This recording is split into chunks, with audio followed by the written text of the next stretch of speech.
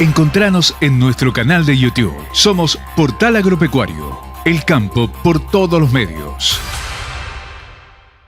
Finalizó en Dubái la conferencia de cambio climático y medio ambiente COP28. Cuestiones muy importantes se definieron. Estuvo la presencia argentina allí también dando su voz de la mano de APRESID y de la Comisión de Sustentabilidad de la Sociedad Rural Argentina. Compartimos el informe de Patricia Van Ploy en su segmento semanal Producción Sustentable.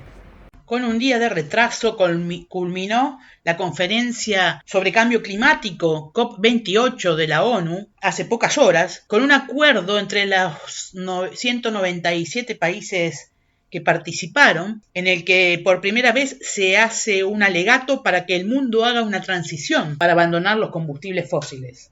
El texto señala que la comunidad internacional reconoce la necesidad de profundas, rápidas y duraderas reducciones de gases de efecto invernadero, y para ello pide a las partes que contribuyan con una lista de acciones climáticas. La primera de las acciones es triplicar la capacidad energética renovable y duplicar la eficiencia energética media de aquí al 2030. Los participantes también decidieron pedir a la ONU la organización de un diálogo anual para analizar el cumplimiento de las metas establecidas para combatir el cambio climático. Se realizará esto a partir de junio del año próximo, en lugar de esperar varios años para hacer un balance como ocurrió ahora. Ya hace 2 años, los países firmantes del Acuerdo de París del año 2015 habían lanzado un programa especial con las metas de adaptación global al cambio climático. Y en esta oportunidad, en Dubái, se realizaron evaluaciones acerca de los peligros y los impactos que este cambio genera sobre las personas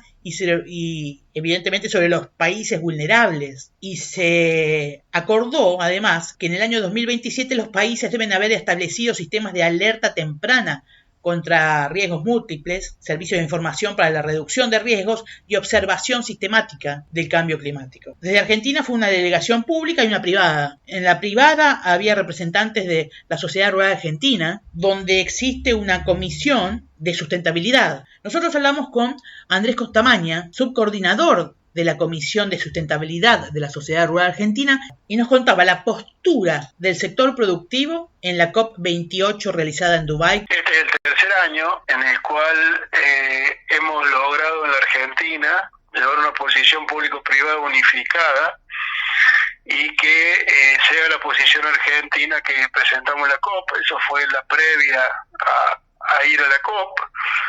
La Sociedad Rural Argentina participa en la Federación de Asociaciones Rurales del Mercosur y también logramos una posición unificada y llevamos a la COP.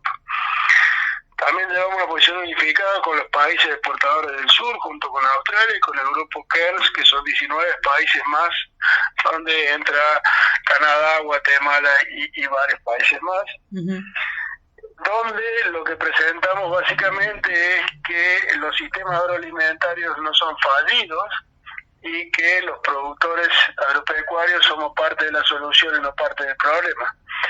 Este es el principal foco que llevamos hacia allá, porque el anfitrión era un país petrolero, con lo cual era muy probable que se quisiera hacer un foco y distraer la atención del petróleo, el carbón y el gas, afectando más a los sistemas agroalimentarios. Y ya en la previa, quien es el SAR climático, representante de Estados Unidos, John Kerry, había hecho una propuesta de que no se podía frenar el calentamiento global y alimentar a las personas. O sea que ya íbamos con un terreno bastante complicado y había que ir a tratar de balancear las discusiones. Uh-huh. Y tratar que en el documento final, que ha salido hace unas horas, los sistemas agroalimentarios no sean enfocados como gran parte de los problemas que tiene el planeta con el calentamiento climático, y eso se logró. Uh-huh. Nuestro vicepresidente Marcos Pereira fue quien fue a la COP. También participó Marcelo Torres, presidente de APRESID, y el equipo de APRESID técnico estuvo con muchas conferencias y hablando con distintos actores de la parte de agro, somos miembros de la Organización Mundial de Agricultores, así que tenemos una agenda multilateral, hablando con nuestros colegas, y bueno, hemos logrado poner a la Argentina en un lugar diferente, por tener 90% de agricultura en siembra directa, por tener gran parte de la producción argentina en los pastizales y pasturas o en los bosques nativos, y hemos mostrado que los sistemas argentinos son bien diferentes, con huellas de carbono bien chiquitas, pero a su vez que la Argentina no tiene demasiado que ver con el calentamiento global. Somos menos del 1% de las emisiones totales, cuando Europa, China y Estados Unidos son el 50%.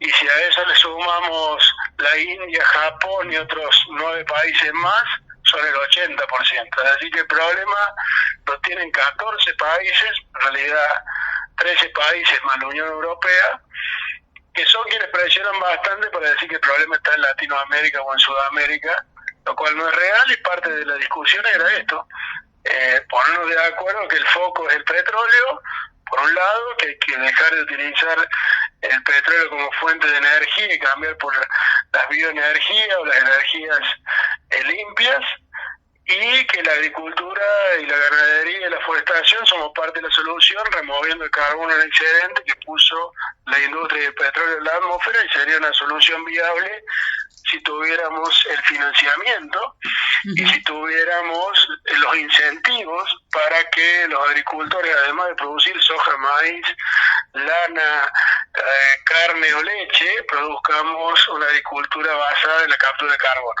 Y esa fue la posición, y la verdad que tuvimos bastante resonancia y pudimos discutir a alto nivel con quienes tienen la otra parte de la mirada, ¿no? O sea que puede decirse que para el argentino, que para la producción argentina, esta COP fue positiva.